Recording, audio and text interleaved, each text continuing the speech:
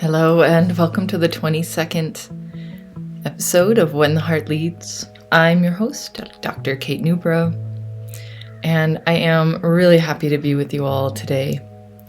If I sound a little worn out, it's because I have spent my boyfriend and I have spent the last few nights nursing a sick kitten, and that's just, that'll be actually kind of part of this podcast episode as we go into it. But the title of this podcast is called Muskrat Love. And this had to be the title of the podcast. There was no other title, but it did kind of ring a bell for me. And when I looked it up, I saw that it is a song already. So I really want to acknowledge that Muskrat Love is a song, and it's about muskrats. And it's about muskrats being in love. This podcast episode also has something to do with a muskrat who expresses, in the deepest way, expresses love. So if that doesn't get you interested, I don't know what to say. I wonder how many of you are tuning in right now thinking this is some sort of cover of that song. But maybe you were brought here for a reason, so just keep on listening. So I want to start this by saying I had the idea for this podcast actually earlier in the week, and I was so excited about it. I wanted to record it right away, but something held me back, and it was what I'm understanding now was that I really needed to go through this process with this little kitten. And she'll be coming up maybe once in a while. She's kind of heavy on my mind because she was sick, and no matter how much we nursed her, it just didn't work. So, but that is actually related to the deeper message of this podcast episode today. So I want to begin by saying that I'm drawing from a book I've been reading, which I'm sure you've heard of. I've known about it for a long time, and I feel like I'm a little bit coming late to the table here. But it's called Braiding Sweetgrass, and I've known about this book for a long time, and I really resisted reading it. And that resistance is actually a big part also of the message of this podcast. So that's going to come up a little later. But I finally picked it up, and I finally started reading it. And I've thought really deeply about the first story in that book. So a little teeny bit about that book.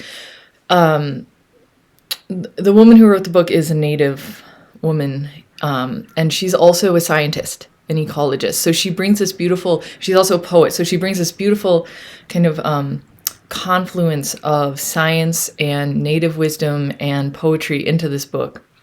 And she starts by giving us the story of Star Woman, kind of the how the earth was created, the creation story of her people. And I'm going to briefly recount it. I say, please read this story in her book,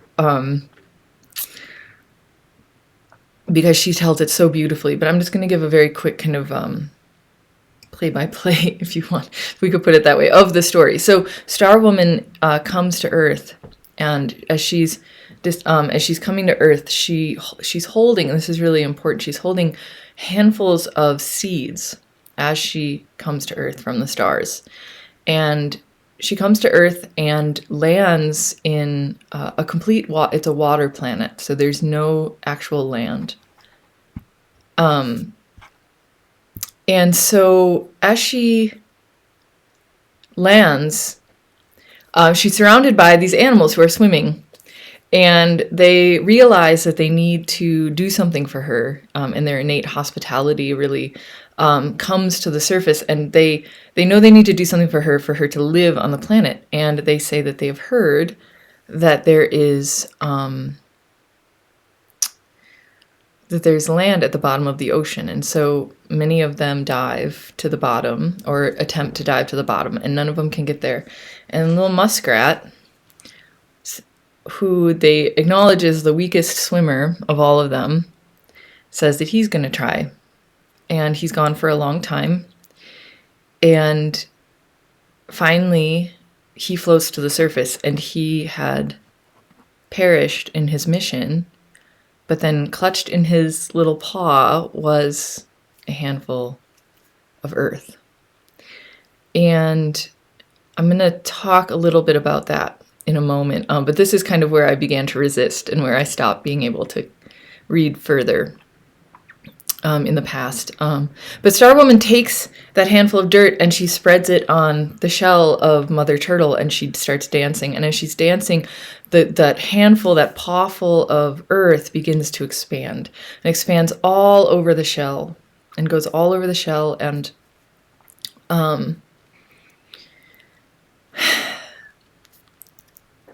suddenly the back of Mother Turtle is this rich, moist, fecund soil.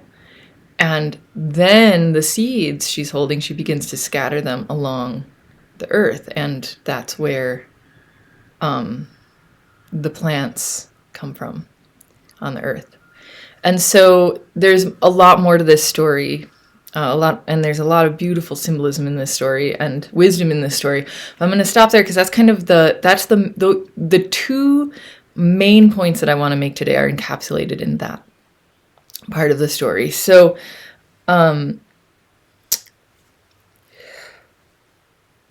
this is a podcast about kind of the heart-opening act of receiving. And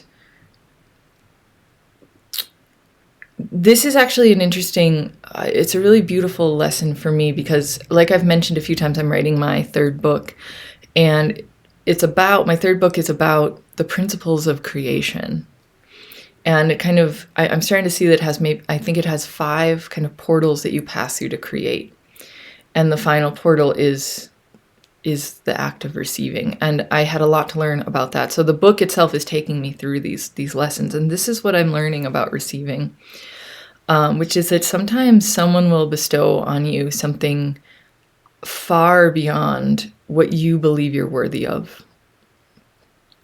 And the act of Muskrat to swim to the ocean and to give to the bottom of the ocean and to give his life in service to this larger vision and to this woman, this guest, that's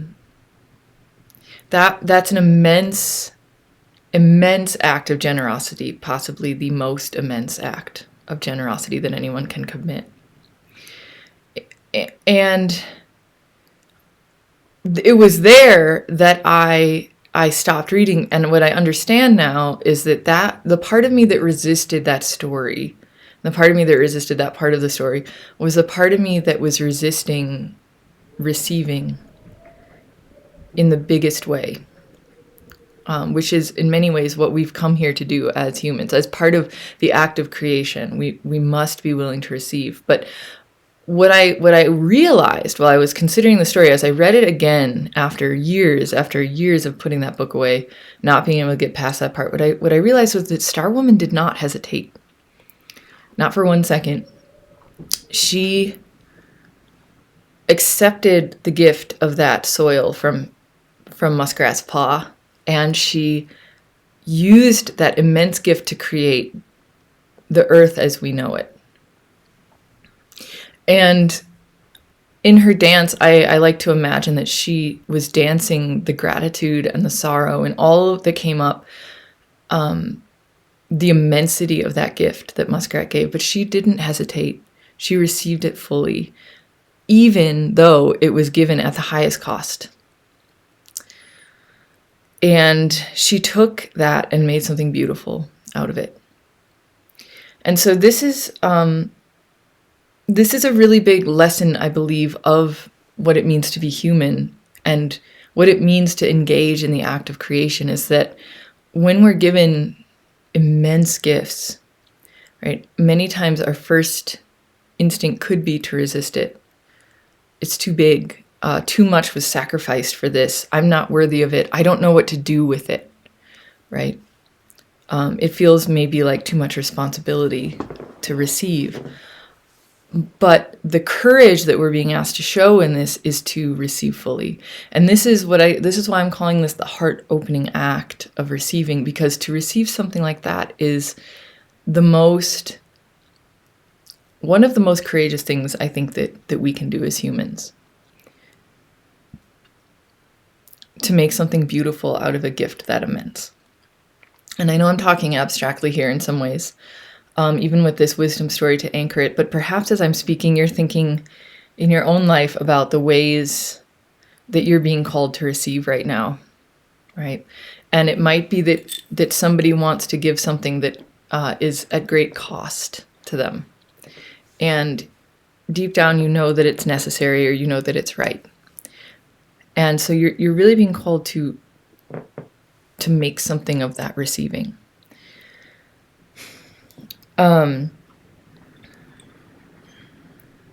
That's kind of how I felt in some ways about this little kitten who we nursed and nursed and nursed, and who just after dawn yesterday just couldn't fight anymore, and she left us. But there is an immense receiving in that gift of her little life. There's this immense receiving of love and of joy and of sorrow and of heart-opening grief and of all those things. And if you this is a kitten, it's really interesting how quickly we can fall in love. It's because she was only with us my partner has a farm, and one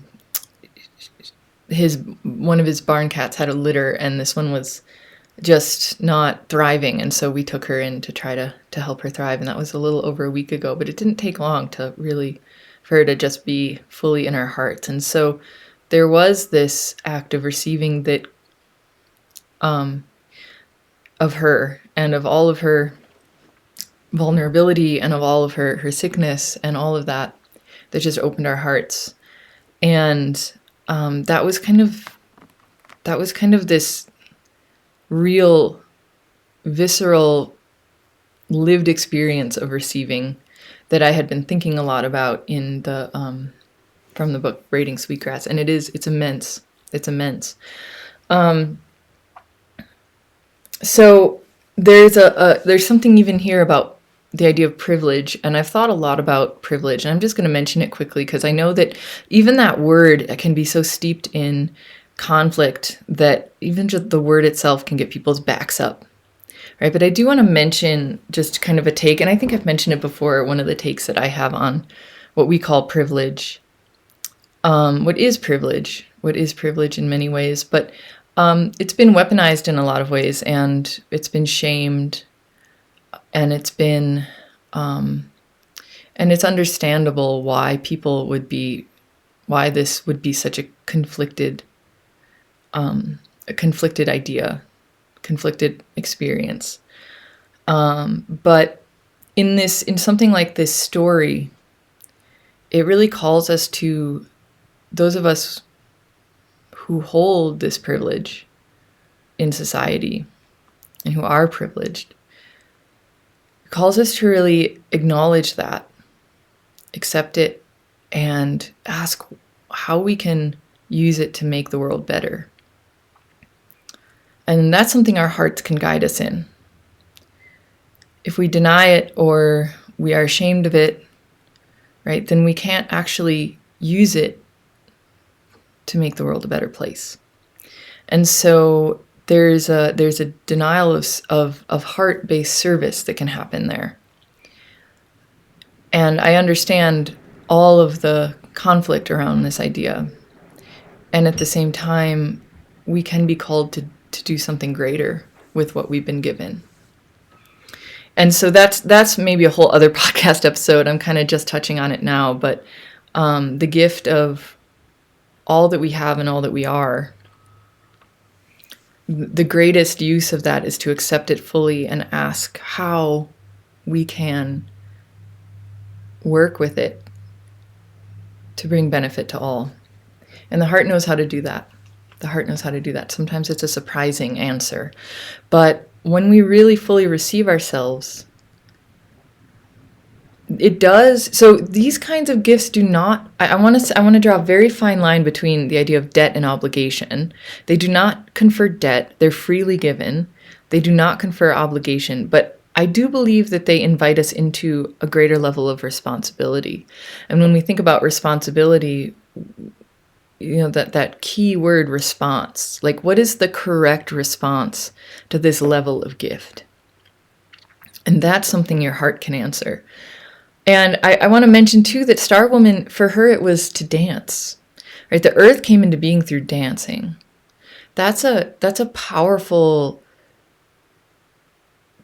beautiful expression of the body. That's not an expression of effort or toil, right? So that's, again, another difference between debt/obligation and responsibility, right? These kinds of gifts will often be accepted and given back, used, you could say, in ways that are really resonant, truly resonant with us, right? That don't have to be kind of a slog of redemption. I write a lot about this in my first book, The New Eden, Paradise Retold. So there's a lot more in there if you're interested, but I'm kind of just revisiting some of these themes. So just a quick recap. We've got the immense receiving of all that we have, and the responsibility that confers, which is different from debt or obligation, but the tuning into our hearts and saying, how can I fully receive this and then give it in a way where it makes the world a better place, right? Where it creates something new in the world that is joyful and beautiful and hopeful and loving. And how can I accept this with love? But not to deny the deep heart opening that occurs when we open to receive these kinds of gifts. And this is, again, another kind of fraught topic, but I am recording this right for Memorial Day, so this may have some connotations for you that are very deep, So I invite you really to let whatever comes up for you in that. I really invite you to let that come up and to sit with it and allow it and seek out whatever is needed to really nourish that aspect of self, that experience. And I do want to mention one other thing too, because, and this is something I thought a lot about, because as I was reading Braiding Sweetgrass, she doesn't actually mention this. But I truly believe too that you're not obligated to receive everything that people want to give you. Right? That gift of Muskrat was so pure and so pure and so beautiful, and it was given so freely that it was a joy to receive it. There are gifts that people will give that come with obligations or resentment or strings or expectations, and you can use that beautiful heart discernment to feel what is right to receive and what isn't. So this isn't a full. In my life, I've discovered that sometimes it's okay to say no to what people want to give if it doesn't resonate, or if you can feel that there's something within that giving that isn't pure. It's okay to say no. But the kind of heart-opening receiving that I'm talking about is going to be very clear. It's going to be a very clear gift that is almost impossible to refuse, and that calls you into right action. And then the other part that I wanted to mention is that Star Woman came to Earth holding seeds, and the seeds didn't make any sense when she first got there. They must not have made any sense. She was holding them. She knew they were important.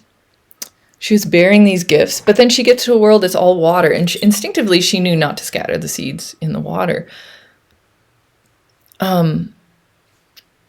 But she may have been a little bewildered as to why she carried this gift to this world that didn't seem to need it. And then through this act, this heart-opening act of receiving, the gifts she bore suddenly made sense. And I think this is really relevant to many of us who are carrying visions of the new earth, of this new realm of evolutionary development that humans are moving into. These visions, these understandings, these knowings, these bone deep knowings of what we are moving into. And we carry gifts that are meant for that world. The world that is becoming, not the world that is right now. And that can be very bewildering because we may try to give the gifts too soon, in which case they won't flourish, and then we think there must be something wrong with our gifts. We may not understand them, and possibly that means we may devalue them for a while or deny them, right? Because they don't seem to make any sense in the world as it is. But I love this story because it's an invitation to continue to carry your gifts in reverence, right? I see these gifts as the visions of the earth that is upon us, the visions we carry of an earth. And this is why I wrote the New Eden, Paradise Retold, because it's this reemergence of a harmonious earth that knows.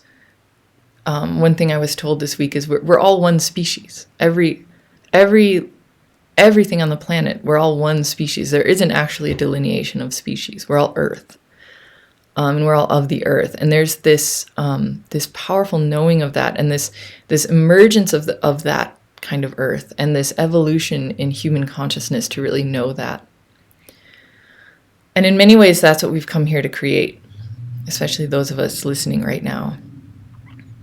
And so this beautiful invitation to carry your gifts in reverence and to listen for the timing of it, and to know that sometimes it's going to be, the giving of your gifts is going to be preceded by this very powerful act of open-hearted receiving that calls you into an action, to dance, whatever that means for you, that heart-deep knowing, intuitive knowing of action. And so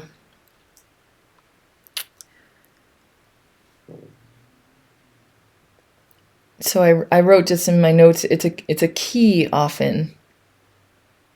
Your gifts are a key. And when you hold them as precious, it'll become very clear in this longer working of evolution. It'll be very clear what this key has come to unlock. And if you don't know yet, or you haven't been called into that action yet, that doesn't mean there's something wrong with your gifts, your key, right? It just means that it hasn't been revealed yet what it's for, and how to scatter it so that it flourishes, how to give it so that it flourishes. So if you let yourself be guided by that heart, that open-hearted action, your gifts will make sense, and they will eventually give life in a whole new way. So this was I think that's most of what I wanted to say here in this kind of shorter episode, but just really powerful. Muskrat Love. Episode 22 of When the Heart Leads. Carry your gifts in reverence, hold them as precious, and let yourself receive the immensity of who you are. And let that be maybe a guiding wisdom that we got from Muskrat this week. All right, I'm your host, Dr. Kate Newburgh, founder of Books of Eden Publishing, author of 2 books so far, The New Eden, Paradise Retold, and Finding Home, a Mystical Memoir. I am working on my 3rd book, so stay tuned. If you are interested in having updates on that, you can always visit my website, booksofeden.com, and I put updates there on the homepage, and I also have a mailing list, which I only utilize once every few months, so you won't get spammed. Only if there's something important to say do I use that. So feel free to sign up for that, get intermittent updates. Thank you so much for tuning in. I hope this meant something to you. It meant a lot to me to be able to be here and share. On All right, this has been the 22nd episode of When the Heart Leads. Thank you so much for tuning in. From my heart to yours, till next time.